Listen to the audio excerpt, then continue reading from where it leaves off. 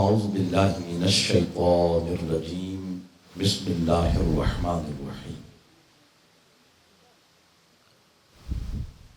فَأَمَّا مَنْ أَعْطَى وَاتَّقَى وَصَدَّقَ بِالْحُسْنَى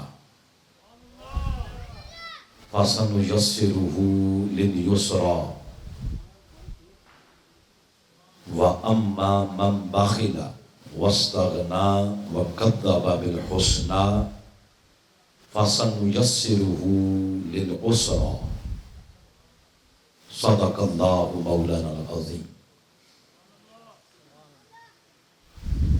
اللہم صلی علی سیدنا و مولانا محمد وعلی آلہ وصحبہ وبارک وسلم۔ صدر مجلس محترم المقام لائق عزت و تکریم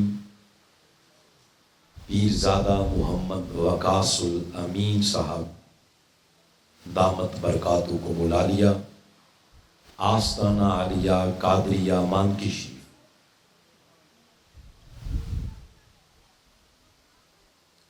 جملہ سادات گرامی قدر، بالخصوص صدر ادارہ تعلیم الاسلام تبلیغ الاسلام حضرت سید ظاہر علی شاہ صاحب ادام اللہ ذلکم، محترم سید فیاض علی شاہ صاحب ادام اللہ ذلکم، معزز علماء کرام، ثناخان مصطفیٰ صلی اللہ علیہ وآلہ وسلم، محبان اہل بیت اطہار اور محترم المقام خواجہ فاروق صاحب، جملہ حاضرین، مشرق ٹی وی چینل کے ذریعے اس پروگرام کو دیکھنے والے جملہ ناظرین اور جملہ اس پروگرام میں بیٹھے ہوئے عشاقان مصطفیٰ اور محبان اہل بیت اطہار، آج اللہ تعالیٰ کی توفیق سے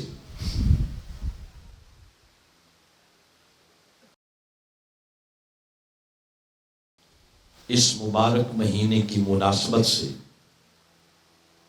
سرزمین پشاور اور ادارہ تبلیغ الاسلام کے زیر اہتمام منعقدہ ذکر امام علی مقام علیہ السلام پروگرام کے اندر مجھے بھی اور آپ سب کو حاضری کا موقع نصیب ہوا۔ مجھے پہلی دفعہ ادارہ تبلیغ الاسلام کے پلیٹ فارم سے آپ سب احباب کے سامنے امام علی مقام امام حسین علیہ السلام کے ذکر خیر کی دعوت ملی۔ میں اس پر محترم خواجہ صاحب کا صمیم قلب سے شکریہ ادا کرتا ہوں۔ آپ کے توسل سے آپ جیسے باذوق عشاقان مصطفیٰ صلی اللہ علیہ وآلہ وسلم اور محبان اہل بیت اطہار سے گفتگو کرنے کا مجھے موقع نصیب ہوا ہے۔ میں اپنی بات کا آغاز یہاں سے کروں گا۔ میری گفتگو کے پہلے لفظ سے لے کر آخری لفظ تک میں انشاءاللہ امید کرتا ہوں آپ پوری توجہ مجھے دیں گے۔ اس میں ایک لفظ بھی ایسا نہیں کہ جو تمہیدی کلمات ہوں اور پھر 15 منٹ بعد جا کے میں اپنی موضوع پہ آؤں، بلکہ اول لفظ سے لے کر آخری لفظ تک ایک مربوط اور منظوم گفتگو ہوگی۔ تو میں اپنی بات کا آغاز یہاں سے کر رہا ہوں۔ ہمیں اس زندگی میں بہت ساری چیزوں کی ضرورت ہے یہ زندگی گزارنے کے لیے۔ آکسیجن کی ضرورت ہے، خوراک کی ضرورت ہے، غذا کی ضرورت ہے، گھر کی ضرورت ہے، جاب کی ضرورت ہے، پیسوں کی ضرورت ہے، بہت ساری چیزوں کی ضرورت ہے۔ لیکن ہمیں جس چیز کی سب سے زیادہ ضرورت ہے اس چیز کا نام ہے نیکی. بولیے کس چیز کی ضرورت ہے سب سے زیادہ؟ نیکی.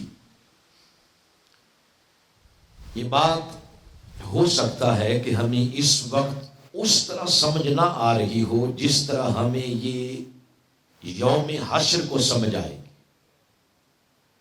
مگر تب سمجھ آئی نہ آئی برابر ہے. آج اگر یہ کسی کو بات سمجھ آ جائے تو میں سمجھتا ہوں اس پر رب کا یہ بہت بڑا فضل اور کرم ہے. ہمیں اس زندگی میں سب سے زیادہ جس چیز کی ضرورت ہے اس کا نام ہے نیکی. اس کے لیے تگ و دو کرنی چاہیے، اس کے لیے کوشش کرنی چاہیے.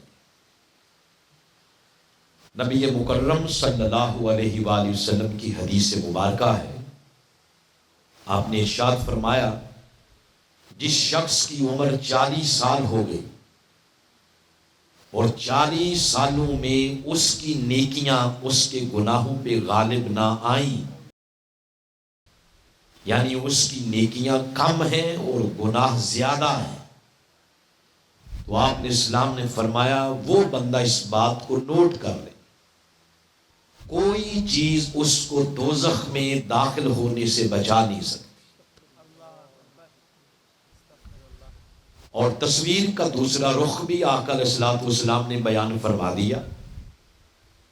آپ نے اسلام نے فرمایا جس شخص کی عمر 40 سال ہو گئی اور 40 سالوں میں اس کی نیکیاں اس کے گناہوں پہ غالب آ گئی، یعنی اس کے گناہ کم اور نیکیاں زیادہ ہو گئیں، تو حضور اسلام نے فرمایا اس خوش نصیب کو کوئی چیز جنت میں داخل ہونے سے روک نہیں سکتی. آقا علیہ السلام کی اس حدیث کو سامنے رکھ کر ہم اپنی اپنی عمر کا جائزہ لیں. کسی کی عمر 35، کسی کی 40، کسی کی 45، کسی کی 50، کسی کی 60، کسی کی 70. اپنی اپنی اس عمر کو دیکھ کر اندازہ لگائیں جتنی دیر ہم جاگتے ہیں صبح اٹھے اور رات سونے تک، جتنی دیر ہم جاگتے ہیں اس دورانیے کے اندر ہم نیکیاں زیادہ کرتے ہیں یا گناہ زیادہ کرتے ہیں.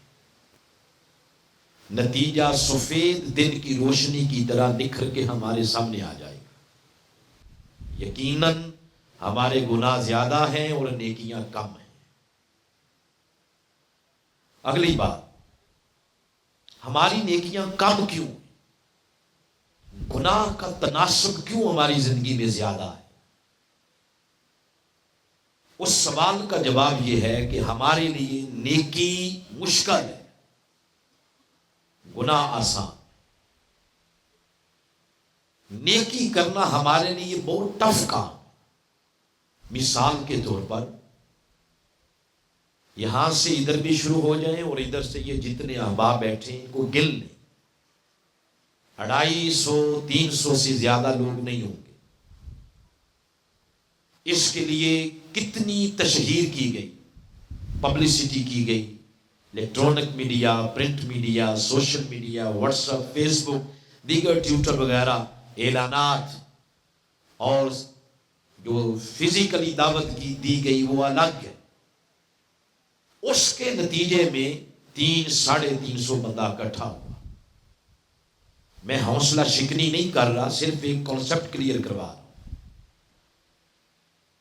آپ اس کے بدلے میں کوئی گلوکار بلوا لیں، گلوکار کوئی اعلان نہ کریں، ایک چھوٹے سے بچے کو کہہ دیں کہ 2-4 گلیوں میں جا کے لوگوں کو بتا دیں، آپ دیکھیں تل رکھنے کی جگہ نہیں ملے گی.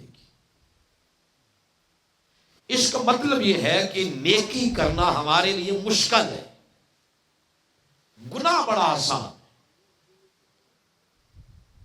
اور اگر ہماری زندگی میں کوئی نیکی کرنے کا موقع آ بھی جائے، ہم اس نیکی کو تصنع اور بناوٹ کی نظر کر دیتے ہیں. ہم اس وقت تک خرچ نہیں کرتے، اس وقت تک اس دین کے لیے ٹائم نہیں نکالتے جب تک فوٹو سیشن نہ ہو۔ ہر شے تصنع اور بناوٹ کی نظر کر دیتے۔ اس کا مطلب ہے ہمارے لیے نیکی مشکل اور گناہ آسان ہے۔ آئیں آج ہم جس ہستی کو ڈسکس کر رہے ہیں، جس ہستی کا یوم منا رہے ہیں، امام حسین علیہ السلام، آپ کی شخصیت کو جب ہم اس تناظر میں دیکھتے ہیں تو نیکی کے لیے وقت کیا ہے، پیسہ کیا ہے۔ انہوں نے تو نیکی کے لیے 72 تن اپنی فیملی کے اللہ کی بارگاہ میں ہنستے مسکراتے چہرے کے ساتھ پیش کر دی۔ ماتھے پہ کوئی شکن نہیں، زبان پہ کوئی شکوہ نہیں، چہرے سے کوئی ایسا تاثر نہیں جس سے یہ پتا چلے کہ حسین پچھتار ہے۔ سب کچھ ہنستے مسکراتے چہرے کے ساتھ اللہ کی بارگاہ میں پیش کر دیا۔ یہاں سوال یہ پیدا ہوا، امام حسین کے لیے یہ نیکی کا رستہ آسان کیسے ہو گیا؟ ہمارے لیے آسان نہیں ہے، ہمارے لیے مشکل ہے، ان کے لیے آسان کیسے ہو گیا؟ یہ ایک سوال میں نے قائم کیا ہے اپنی اس گفتگو پر جو میں نے ابتدائیے کے طور پر آپ کے سامنے رکھی کہ امام حسین علیہ السلام کے لیے یہ نیکی کا رستہ آسان کیسے ہوا۔ پھر اسی کربلا کے میدان میں ایک تصویر کا رخ دوسرا بھی ہے، جس رخ کا نام ہے یزید اللعین۔ یہ سب کچھ اس نے کیا ہے۔ اس نے آقا علیہ الصلوۃ والسلام آپ کا پورا گلشن اجاڑ دیا، پھول پھول پتی پتی کربلا کی تپتی ریت پہ اس نے مسل کے رکھ دی۔ یہ سوال پیدا یہ ہوا کہ اتنی بڑی ہستیوں کا قتل وہ اپنے سر کتنی آسانی سے لے کیسے گیا؟ یہاں تو جب بندہ گزرتا ہے تو چمٹیوں کی قطار نظر آ جائے تو تب بھی پھونک پھونک کے قدم رکھتا ہے۔ تو یہ تو چمٹیاں نہیں تھیں، یہ تو جیتے جاگتے انسان، اور انسان بھی نہیں تھے، وہ ہستیاں تھی۔ اگر وہ کسی پہ راضی ہو جائیں تو اللہ ان پہ اپنی عطاؤں کا دروازہ کھول دیتا۔ اس بدبخت نے ان کے قتل کا ذمہ یا ان کے قتل کا داغ اپنی شخصیت پہ لے کیسے لیا؟ یہ دو سوال ہیں کہ امام حسین کے لیے نیکی کا رستہ آسان کیسے ہوا اور یزید کے لیے گناہ کا رستہ آسان کیسے ہوا۔ آئیں ان دونوں سوالوں کا جواب قرآن حکیم سے لیتے ہیں۔ میں نے موضوع کوئی اور ڈسکس کیا تھا محترم خواجہ صاحب سے کہ یہ بیان کریں گے، لیکن میں نے حساب کتاب لگایا، آج آپ 78 سال سے ان نشستوں کے اندر بیٹھ رہے ہیں۔ آپ نے ہو نہیں سکتا کہ آیت تطہیر پر خطاب نہ سنا ہو نہیں سکتا کہ آیت مودت پہ خطاب نہ سنا ہو نہیں سکتا کہ نیکی کا تصور جس آیت میں دیا اس پہ آپ نے خطاب نہ سنا ہو۔ آئیں آج امام علی مقام کا ذکر ایک اور اینگل سے کرتے ہیں کہ نیکی کا سفر امام حسین کے لیے آسان کیسے ہوا اور یزید کے لیے گناہ کا سفر کیسے آسان ہوا۔ ان دونوں سوالوں کا جواب تلاوت کردہ آیات کریمہ جو آخری پارے کی سورۃ اللیل 92 نمبر سورہ، اس کی آیت نمبر 5، 6، 7، 8، 9 اور 10 کے اندر 6 آیات کریمہ کے اندر ان دونوں سوالوں کا جواب دیا ہے۔ ارشاد فرمایا، پہلے سوال کا جواب یہ ہے، قرآن فرماتا ہے تم پریشان ہو کہ نیکی کا رستہ کس کے لیے آسان ہوتا ہے، آؤ تمہیں بتاؤں۔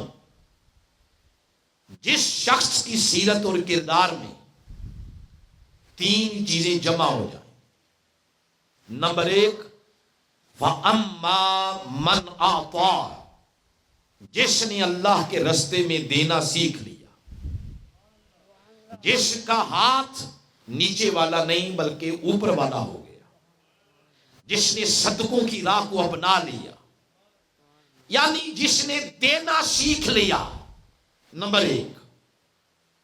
اور دوسرے نمبر پر فرمایا وَاتَّقَى، اور جس نے تقوی کے نور کے ساتھ اپنے من کو منور کر لیا، 2 چیزیں۔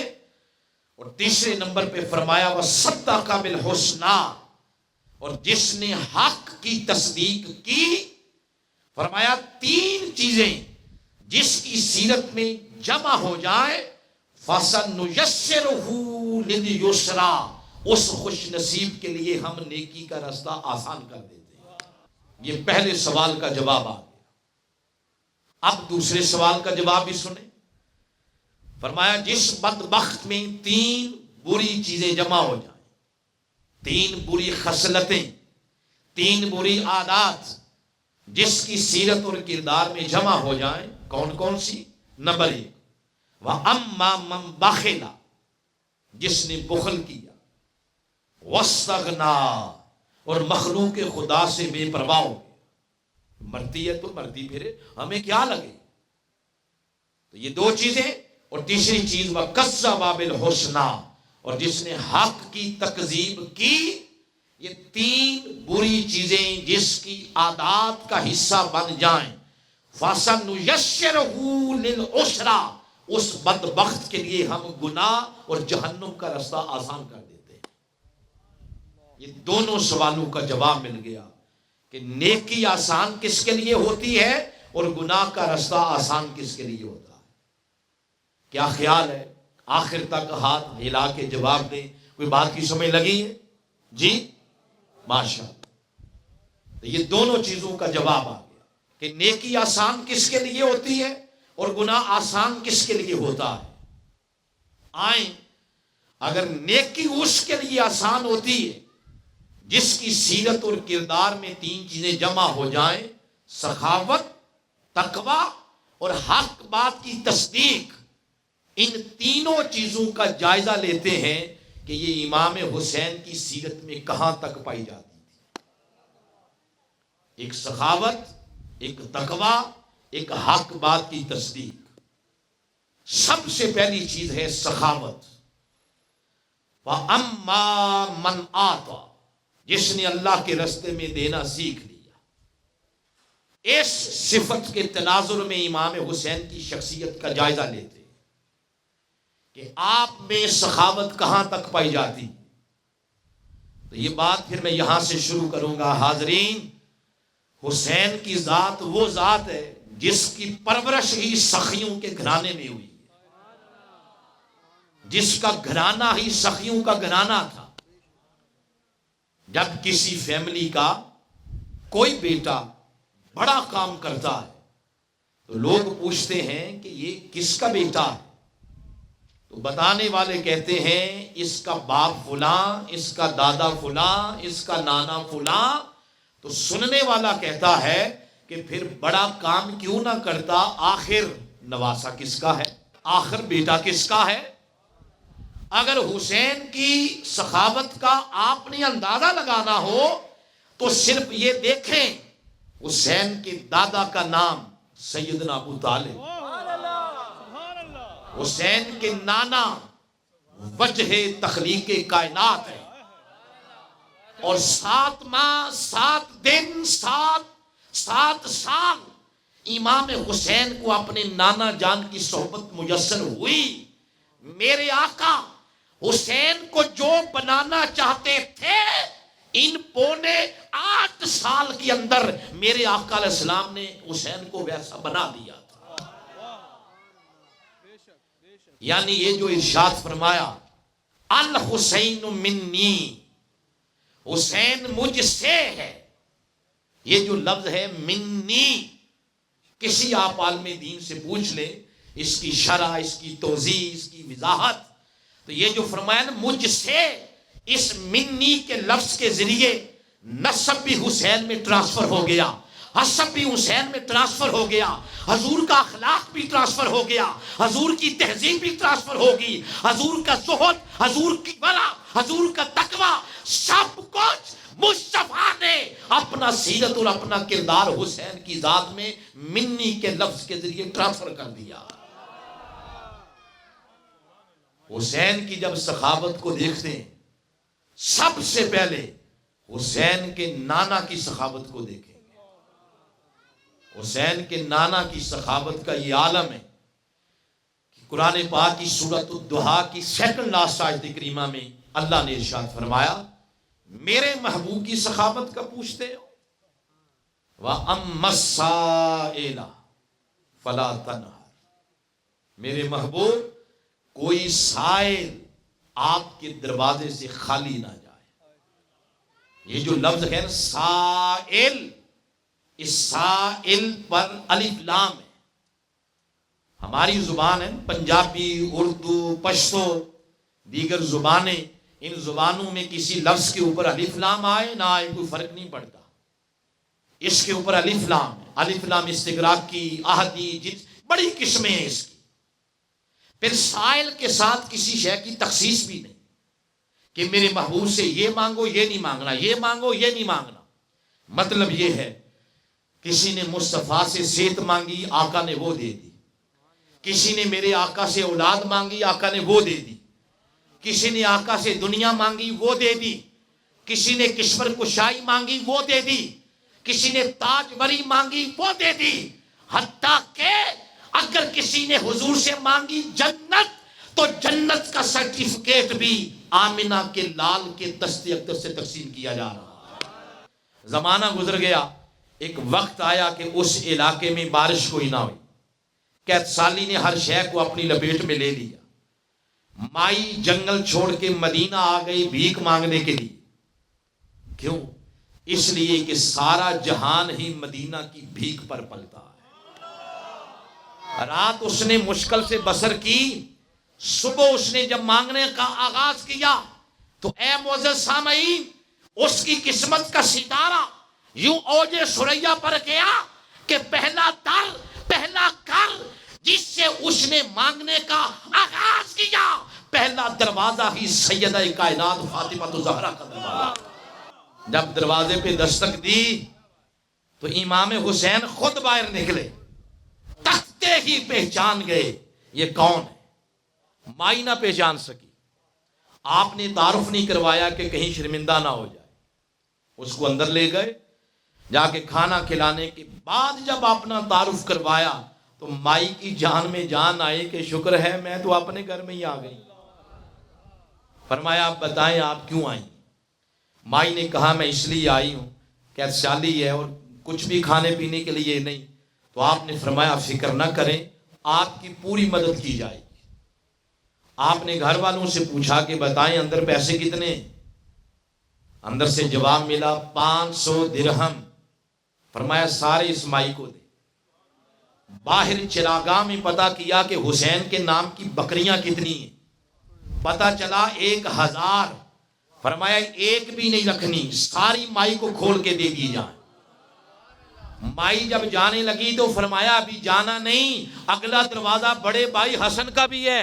جب وہاں گئے تو امام حسن علیہ السلام نے پوچھا بھائی حسین نے کتنا دیا ہے؟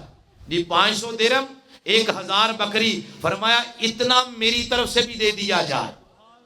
مائی جب گلی میں جا رہی تھی 1000 درہم، 2000 بکریاں، اور ایسے عرش کی طرف تکتی ہے کہ مولا ایک ہی گھرانے اور دروازے سے اتنی خیر مل گئی کہ کسی اور دروازے پہ جانے کی نوبت ہی نہیں آئی۔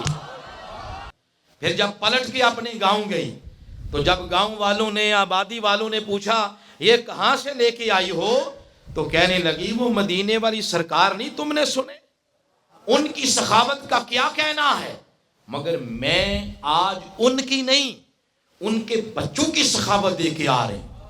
قربان جائیں نانا پہ گئے، جب دینے پہ آتے ہیں مڑ کے نہیں تکتے، گھر کیا رہ گیا ہے سب کچھ اٹھا کے منگتے کی جھولی میں ڈال دیتے ہیں۔ یہ حسین کی سخاوت ہے۔ ارے لوگو آج کوئی سخی بننا چاہے زیادہ سے زیادہ وہ مسجد میں کارپٹ بچھوا دے گا، اے سی لگا دے گا، مسجد کو کوئی جگہ خرید کے دے دے گا، کوئی کسی ٹرسٹ کو، کسی ویلفیئر کو کوئی ایمبولینس لے کے دے دے گا، کسی بچی کی شادی کے معاملات میں اس کی مدد کر دے گا۔ یہ ہماری سخاوت ہے۔ ایک سخاوت حسین کی ہے، درہم بھی دے رہے ہیں، دینار بھی دے رہے ہیں، سونا چاندی بھی دے رہے ہیں، وقت بھی دے رہے ہیں، مویشی بھی دے رہے ہیں، مگر جب اس دین کو ضرورت پڑی جان کی، علی اصغر بھی دے دیا، علی اکبر بھی دے دیا، اپنے آپ کو بھی پیش کر کے سخاوت کا ایک ایسا معیار قائم کر دیا کہ لوگوں اگر سخاوت کے راستے پہ چلنا چاہتے ہو تو تمہیں حسین کی سخاوت کی کتاب کو پڑھنا پڑے گا۔ یہ حسین کی سخاوت ہے۔ تو حسین میں اما من آتا، حسین میں سخاوت پائی نہیں گئی، بلکہ حسین کی سخاوت ہم جیسے لوگوں کے لیے ایک کرائٹیریا بن گیا کہ سخاوت کرنی ہے تو حسین سے سیکھو۔ تو قرآن پاک نے جواب دیا کہ تم یہ پوچھ رہے تھے نا کہ نیکی کا راستہ آسان کس کے لیے ہوتا ہے، تو اس کے لیے ہوتا ہے جس میں یہ پہلی صفت پائی جائے، سخاوت۔ بولیے کیا؟ دوسری صفت ہے واتقا، تقوی۔ تقوی کا معنی ہے پرہیزگاری، تقوی کا معنی ہے اللہ کا ڈر، اللہ کا خوف۔ امام غزالی نے کیمیاء سعادت کے اندر ایک تمثیل کے ذریعے اس بات کو سمجھایا ہے کہ تقوی کیا ہے۔ امام غزالی فرماتے ہیں تقوی یہ ہے کہ جیسے آپ جنگل سے گزر رہے ہیں اور رستے میں دونوں اطراف خاردار جھاڑیاں ہیں، اور اگر آپ نے اپنے لباس کو ایسے سمیٹا نہ تو لباس جھاڑیوں کے اندر پھنس کے پھٹ جائے گا۔ فرماتے ہیں اسی طرح یہ دنیا گناہوں کا جنگل ہے، دائیں بائیں شیطان کے پھیلائے ہوئے جال ہیں، اگر یہ ایمان کا لباس آپ نے نہ بچایا تو یہ پھٹ جائے گا۔ تقوی یہ ہے کہ اپنے ایمان کے لباس کو بچا لو۔ یہ تو اس کا لغوی معنی ہے۔ میں نے کیونکہ قرآن پاک کھولا ہوا ہے اور بندہ منہاج القرآن سے آپ نے بلایا ہے، وقت کے مجدد شیخ الاسلام ڈاکٹر محمد طاہر القادری مدہ ذلہ العالی، ان کے مرکز سے آپ نے بندہ بلا لیا، تو یہ کیسے ہو سکتا ہے کہ ہم تقوی کا معنی قرآن سے نہ کریں؟ میں نے سورہ حجرات کھولی ہے، اس کی آیت نمبر 2 اور 3 کے اندر تقوی کا معنی یہ بیان ہوگا۔ پہلے معنی سن لیں، پھر اس کے بعد امام حسین کی شخصیت کا جائزہ لیتے ہیں۔ فرمایا یا ایھا الذین آمنو، اے ایمان والو، لا ترفعوا اصواتکم فوق صوت النبی، میرے نبی کی آواز سے اپنی آوازوں کو اونچا نہ کرو، ولا تجہروا لہ بالقول کجہر بعضکم لبعض، بالقول کجہر بعضکم لبعض، میرے محبوب کو ایسے بھی نہ بلاؤ جیسے آپس میں ایک دوسرے کو بلاتے ہو، یعنی ادب سیکھو۔ اور اگر یہ ادب کا دامن ہاتھ سے چھوٹ گیا، ان تحبط اعمالکم، تمہارے سارے اعمال عمل کی جمع ہے، نماز ایک عمل، زکوٰۃ ایک عمل، صدقہ ایک عمل، عمرہ ایک عمل، حج ایک عمل، مسجد بنانا، مدرسہ بنانا، تبلیغ، یہ ایک عمل ہے۔ عمل عمل عمل عمل ملے اعمال بنتے ہیں۔ اگر میرے محبوب کے ادب کا دامن ہاتھ سے چھوٹ گیا، یہ سارے اعمال ضبط کر لیے جائیں گے، اور تمہیں شعور بھی نہیں ہوگا کہ ہمارے ساتھ ہو کیا گیا۔ کیوں؟ مصطفیٰ کی بے ادبی کی وجہ سے۔ پھر آگے فرمایا آیت نمبر 3، ان الذین یغضون اصواتهم عند رسول اللہ، وہ خوش نصیب لوگ جو میرے محبوب کی آواز سے اپنی آواز کو نیچے رکھتے ہیں، پست رکھتے ہیں۔ آگے حشر قائم کیا، فرمایا اولئک، یہی وہ لوگ ہیں، الذین امتحن اللہ قلوبہم للتقوی، جن کے دل اللہ اپنے تقوی کے لیے چن لیتا ہے۔ معزز آڈینس، پتہ یہ چلا تقوی نام ہی مصطفیٰ کے ادب میں فنا ہو جانے کا ہے۔ ارے پھر سنیں، اے حضور کے دیوانوں، اے حضور کے غلاموں، اے عشق مصطفیٰ میں مر مر جانے والوں، آقا کے شعر کا ذکر سن کے تڑپنے والوں، ادب نام ہی حسین کے نانا کے ادب میں فنا ہونے کا نام تقوی ہے۔ تو جب تقوی حضور کے ادب کا نام ہے، آئیں اس تناظر میں امام حسین کی شخصیت کا جائزہ لیتے ہیں۔ ان میں یہ تقوی کہاں تک پایا جاتا تھا؟ یہ حدیث پاک آپ نے کچھ سینکڑوں مرتبہ سنی ہوگی، مگر اس کا ایک اور زاویہ آج ڈسکس کرتے ہیں۔ وہ حدیث مبارکہ کیا ہے کہ جب نبی مکرم صلی اللہ علیہ وآلہ وسلم سجدے میں جاتے تھے تو حسین پاک آپ کی پشت پر سوار ہو جاتے تھے۔ سنی ہوئی ہے نا یہ حدیث پاک؟ جس نے سنی ہوئی ہے وہ بلند آواز سے کہے سبحان اللہ۔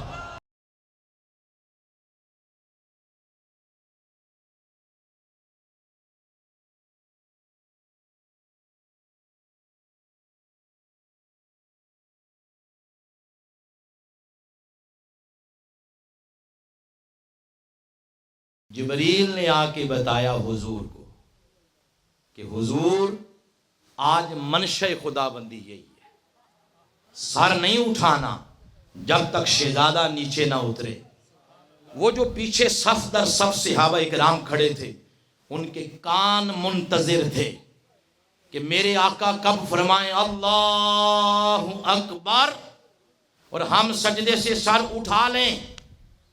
صحابہ منتظر آقا کے، آقا منتظر جبریل کے، جبریل منتظر تھا خدا کا، اور خدا خود منتظر تھا حسین کے نیچے اترنے کا۔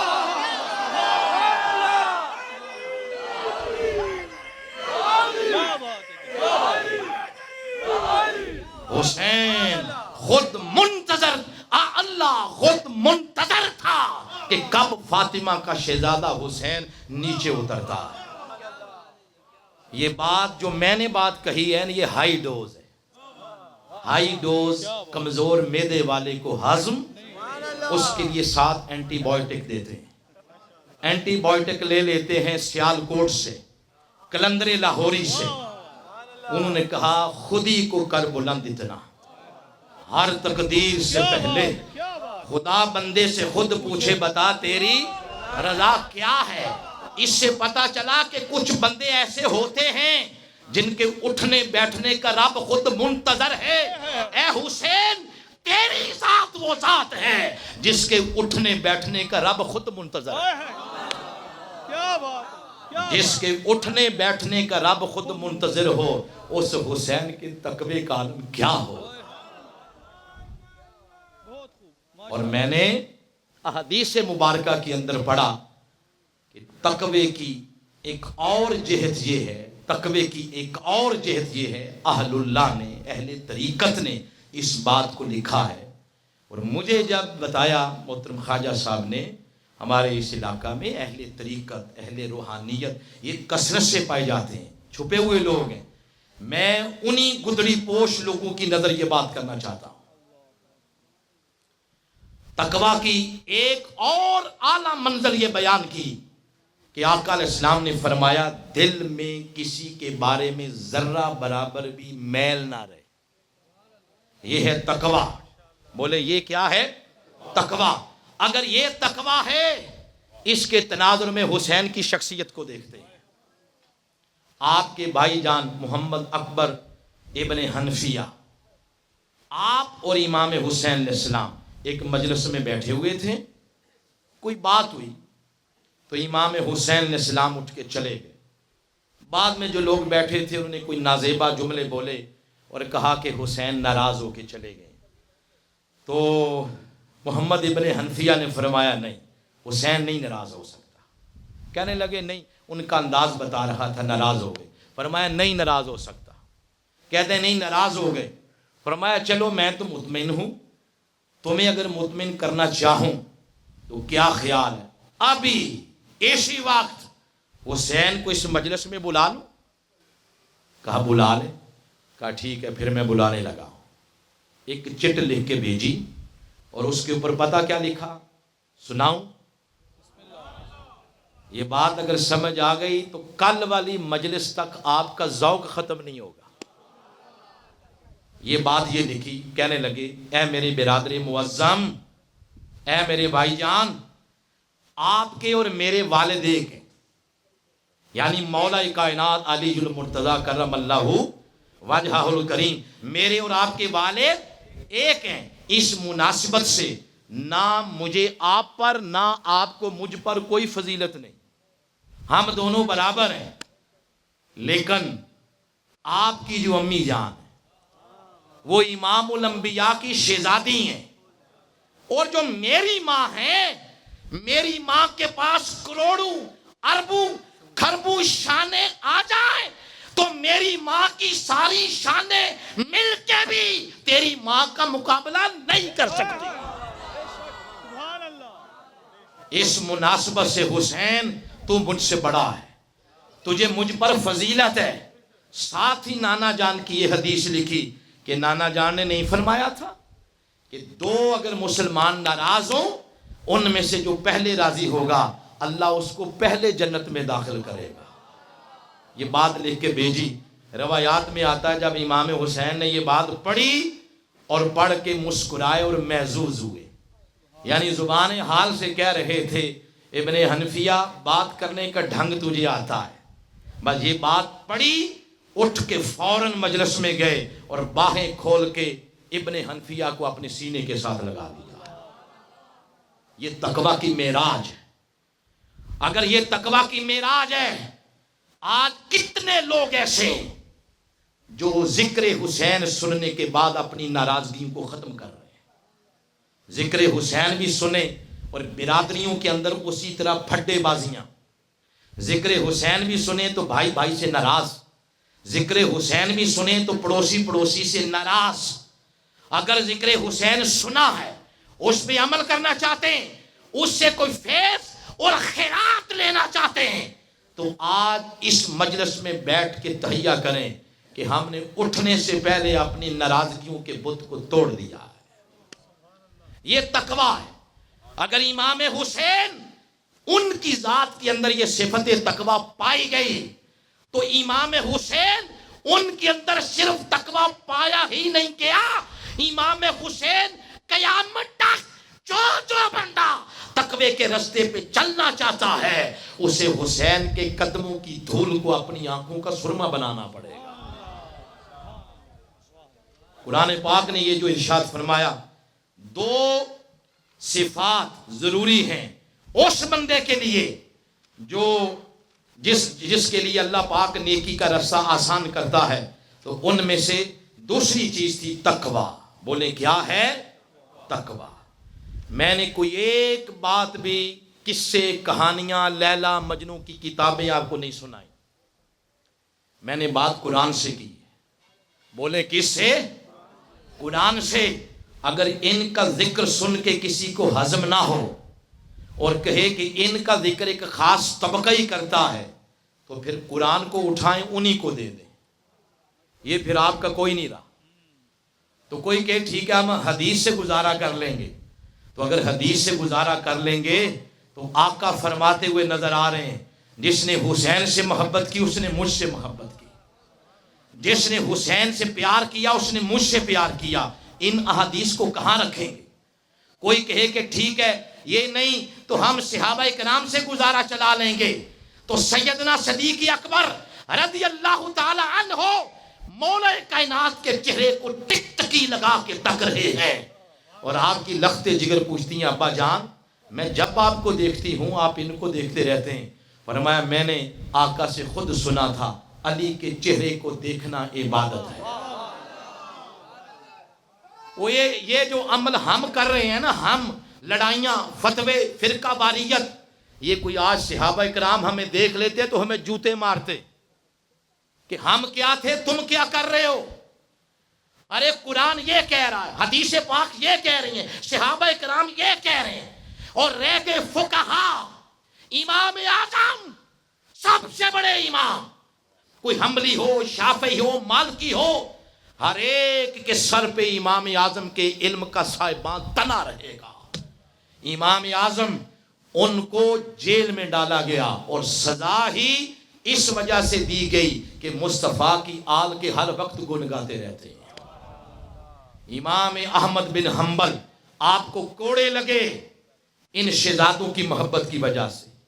امام مالک ان کو جانور گدھے کے اوپر بٹھا کے سر اور داڑھی مونڈ کے مدینہ کی گلیوں میں گھمایا گیا اور کہا کہ مصطفیٰ کے بچوں کی محبت چھوڑ دو۔ کہنے لگے جسم کے 100 ٹکڑے بھی ہو جائیں یہ کبھی محبت نہیں چھوڑی جائے گی۔ اور امام شافعی بھی تو فتوی اس بات کے لگے تھے۔ قرآن ہے، پھر حدیث مبارکہ، پھر صحابہ اکرام، پھر فقہا ہے، پھر جب اولیاء کی طرف جاتے ہیں تو اولیاء میں خواجہ اجمیر بول اٹھے، کہتے ہیں شاہ است حسین، بادشاہ است حسین، دین است حسین، دین پناس حسین، سردار نداد دست در دست کسی حقا کی بنائے لا الہ است حسین۔ سعدی شیرازی بول پڑے، کہتے ہیں لی خمست اتفی بہا ہر وبائل خاتمہ المصطفیٰ المرتضی وابناہما والفاطمہ۔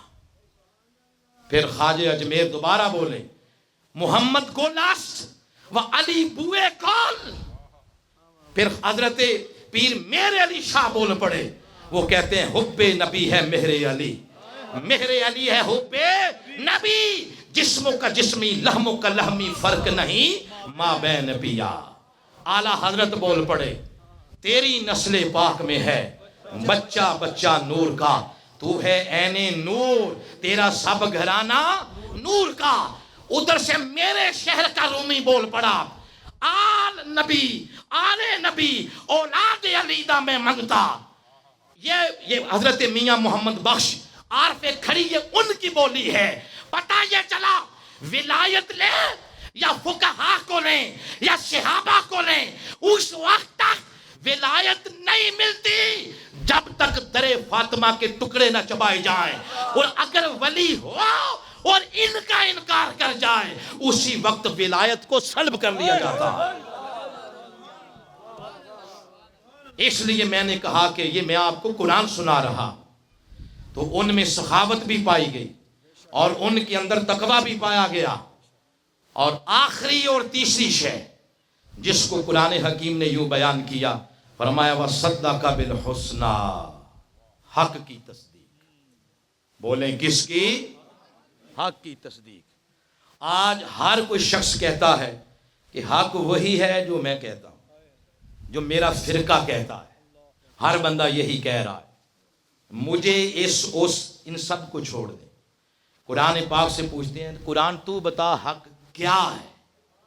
جب حق قرآن سے پوچھا تو 3 مقام، ان میں سے سورہ صف سن لیں۔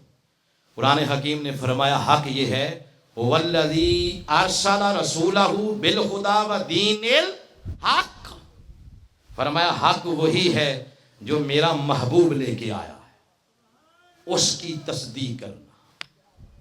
میں نے اور آپ نے ہر ایک نے تصدیق کی ہوئی ہے، اشہد اللہ الہ الا اللہ و اشہد ان محمدًا عبدہ و رسولہ، یہ حق کی تصدیق ہے، اس کی تصدیق کرنا۔ حسین نے اس کی تصدیق کی، بولیے حسین نے اس کی تصدیق کی، حسین نے کی۔ دیکھیں جب بندہ کوئی بیمار ہوتا ہے نا، ہاسپٹل میں جائے تو ڈاکٹر کہیں کہ اس کو آپریٹ کرنا ہے، 2 چیزیں چاہیے اس کے لیے۔ ایک چیز چاہیے وہ ہے بلڈ، خون۔ برادری ساری اکٹھی ہو جائے گی، میرا لیں میرا لیں میرا لیں۔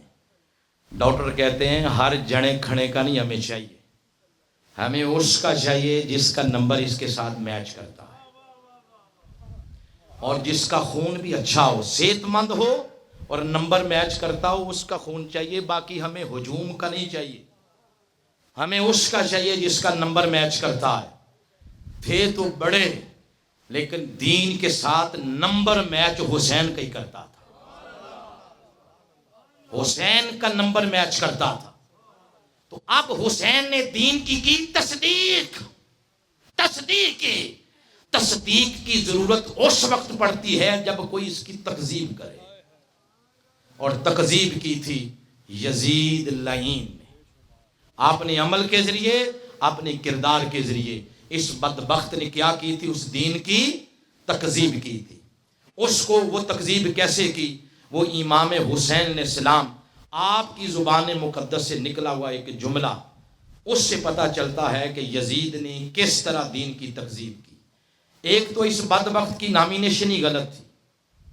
آقا علیہ السلام نے جو نظام بلڈ اپ کیا تھا اپنے 23 سالہ کی جد و جہد کے نتیجے میں، تو جب اس کی نامینیشن ہوئی تو اس شورائی سسٹم کی پیٹھ میں چھرا گھونپا گیا۔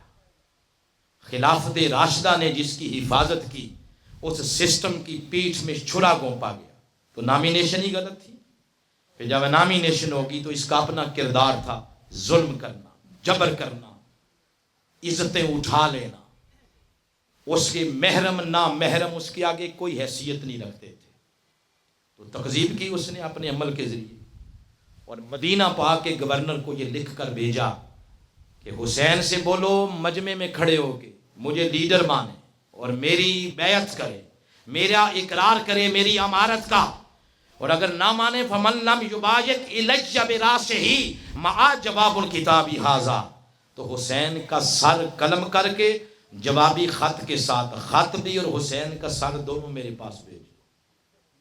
امام حسین نے جب خط پڑھا تو آپ نے مدینہ کے گورنر کو فرمایا ایھا الامیر، اے گورنر مدینہ، انا اہل بیت النبوہ و معدن الرسالہ و مختلف الملائکہ، ہم نبی کے گھر والے ہیں اور ہم وہ ہیں جن کے گھروں میں صبح و شام رب کی نوری مخلوق فرشتے آتے جاتے ہیں۔ وَيَزِيدُ بْنُ الْمُعَاوِيَةِ رَجُلٌ فَاسِقٌ شَارِبُ الْخَمْرِ قَاتِلُ النَّفْسِ الْمُحَرِّمَةِ مُعْلِنٌ بِالْفِسْقِ، اور فرمایا جس بدبخت کی بیعت تم لینا چاہتے ہو، فاسق، فاجر، شرابی، زانی، بدکار، فسق کے اندر زندگی گزارنے والا، فرمایا وَمِثْلِي لَا يُبَایِعُ مِثْلَهُ، میرے جیسا اس جیسے کی بیعت نہیں کر سکتا۔ یہاں ایک بات بڑی سمجھنے والی ہے، یہ نہیں فرمایا انا لا ابایعہ کہ میں اس کی بیعت نہیں کروں گا، یہ نہیں فرمایا، بلکہ فرمایا مثلی، میرے جیسا۔ یہ جو فرمایا نا میرے جیسا، اصل میں یہ حسین کا مقام بول رہا ہے، حسین کا منصب بول رہا ہے۔ نادانو، یہ تو دیکھو کہ حسین نواسہ کس کا ہے، حسین کی رگوں میں خون کس کا ہے؟ جس نے دودھ فاطمہ کا پیا ہو، جس کی رگوں میں علی کا خون دوڑ رہا ہو، جس نے لعاب دہن مصطفیٰ کا اس سے گھٹی لی ہو، مصطفیٰ کے کندھوں پر سواری کی ہو، اس منصب پہ بیٹھنے والا کبھی بھی ایسے پلید بندے کی بیعت نہیں کر سکتا۔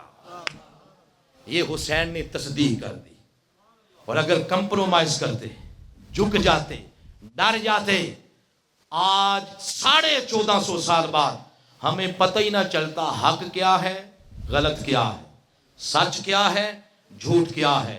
یہ تو حسین نے ایک لکیر کھینچ کے بتا دیا، اپنے خون کی لکیر کربلا کی تپتی ریت پر، کہ جدھر حسین ہے حق ادھر ہے، اور جدھر حسین نہیں ادھر نمازیں، روزے، عمرے، حج، نماز، امامے، داڑیاں، سب کچھ مسجدیں، تبلیغیں، جماعتیں، جو کچھ مرضی ہے ہوتا رہے، اگر ادھر حسین نہیں ادھر حق نہیں ہو سکتا۔ قیامت تک حق کی علامت ہی اللہ نے مصطفیٰ کے نواسے حسین کی ذات کو بنا دیا۔ تو حسین نے دین کی حق کی تصدیق کر دی، تو فرمایا تم نے یہ پوچھا تھا نا حسین کے لیے یہ رستہ آسان کیسے ہوا؟ فرمایا یہ ہے اس کا جواب۔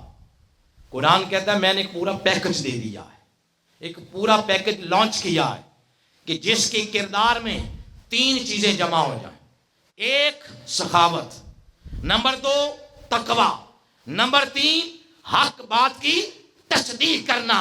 یہ 3 چیزیں جس کی ذات میں جمع ہو جائیں، فرمایا فَسَنُيَسِّرُ، نون کا معنی ہم، اس نے اپنے آپ کو ہم کہا ہے، ہم، حالانکہ وہ ایک ہے، ایک ہو کر اس نے کہا ہے ہم. مولا کیوں؟ فرمایا حسین کے ذکر میں لفظ میں وہ مزہ نہیں دیتا جو لفظ ہم دے رہا. ہم حسین کے لیے نیکی کا رستہ آسان کرنے والے ہیں. تو جس حسین کے پیچھے ہم ہو، اس حسین کے پائے استقامت میں لغزش کون پیدا کر سکتا ہے؟ تو حسین کے لیے نیکی کا رستہ اللہ نے آسان کیا تھا. اب آخر پہ دو باتیں ہو گئیں، دو کردار آ گئے. ایک کردار ہے یزید کا، فاسق ہے، شرابی ہے، فاجر ہے، محرم نہ محرم کی کوئی تمیز نہیں، ظلم ہے، جبر ہے، استبداد ہے. یہ یزید کا کریکٹر ہے. یہ ایک حسین کا کریکٹر ہے. حق ہے، عدل ہے، انصاف ہے، نرم گوئی ہے، اخلاق ہے، سخاوت ہے، تقوی ہے، زہد ہے، ہر ایک کی عزت کرنا ہے. یہ دو کردار آ گئے. اس مجلس میں بیٹھے ہوئے جوانوں اور بچوں، علماء کرام، بزرگوں، فیصلہ آپ نے کرنا ہے. آج 2026 اور جون ہے. آپ نے فیصلہ آپ نے کرنا ہے کہ کردار یزید کا اپنانا ہے یا کردار حسین کا اپنانا. اگر چوکوں اور تھڑوں میں بیٹھ کے آتی جاتی عزتوں کو دیکھیں، کسی کی زمین ہمارے قبضے سے باہر نہ رہ جائے، زمینوں پہ قبضے جاری رکھیں، منشیات کا استعمال کریں، شراب پئیں، چرس پئیں، جوا کھیلیں اور قتل و غارت میں اپنے آپ کو ملوث کریں، رات کے 2 بجے تک سوشل میڈیا کے ذریعے اپنی آنکھوں کو، اپنی فکر کو، اپنے قلب و باطن کو گندا کریں اور نعرے حسین کا لگائیں، تو یہ حسینی محبت نہیں ہے. حسین کی محبت یہ ہے کہ آپ گلی سے جائیں، اتنے شرم و حیا کے پیکر بن کے جائیں، انسان تو کجا پتھر بھی کہیں کہ حسین کا غلام جا رہا. سارتا پا امن بنے، سلامتی بنے. یہ پاکستان بڑی محنتوں کے ساتھ ملا ہے. اس کے پیچھے جگ رکھتے ہیں، اس کے پیچھے ماؤں بہنوں کی قربانیاں ہیں، اس میں آنکھوں سے بہنے والے آنسو ہیں. آج بھی ایسے بزرگ اور مائیں زندہ ہیں جو رات کو سوتی ہیں اور ان کے سرہانے آنکھوں سے بھیگ جاتے ہیں. جب پوچھیں کہ کیا ہوا تو کہتی ہیں میری بیٹی ادھر ایک رہ گئی تھی، میں ادھر ہی چھوڑ کے آ گئی. رستے میں سکھوں نے یا ہندوؤں نے حملہ کیا، میں نے عزت بچانے کے لیے بچی کو کنویں میں پھینک دیا. ارے اس پاکستان کے پیچھے اتنی قربانیاں ہیں. ان قربانیوں کو مت ضائع کریں. یزیدی کردار اپنا کر پاکستان بنانے کی سعادت اللہ نے اس بندے کے حصے میں لکھی تھی جس کے نام کے ساتھ مولا علی کا نام آتا تھا. لہذا یہ علی والوں نے بنایا ہے، علی والوں نے ہی اس کو بچانا ہے. اس کی آزادی کو کبھی بھی گرین نہ لگنے دیں. اس کو سنبھالیں. جن کی اپنے ملک نہیں ان سے پوچھیں کہ آزادی کیا ہوتی ہے اور آزاد فضاؤں میں سانس لینا کیا ہوتا ہے. اور یہ سب کچھ تب ممکن ہوگا جب ہم اپنے اندر حسین کی سیرت پیدا کریں گے. بس یہاں پہ بات ختم ہو گئی.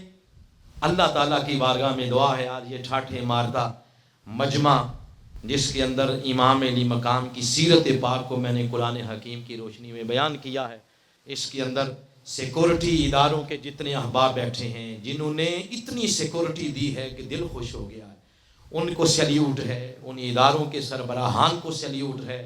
قبلہ شاہ صاحب، سید ظاہر علی شاہ صاحب، سید فیاض شاہ صاحب اور یہ پوری فیملی اور خواجہ صاحب، یہ پوری ٹیم مل کر 10 روز جو سٹی پشاور کے اندر ذکر حسین کا ایک باغ کھلا دیتے ہیں. سدا یہ باغ کھلا رہے اور اس کی خوشبوؤں کے ساتھ یہ علاقہ معطر ہے، مطہر ہے. کبھی اس خطے پر خزاں نہ آئے. یہ تناور درخت ہے، اس کے سائے میں بیٹھنے والے عافیت اور سکون کی دولت لے کر یہاں سے جائیں.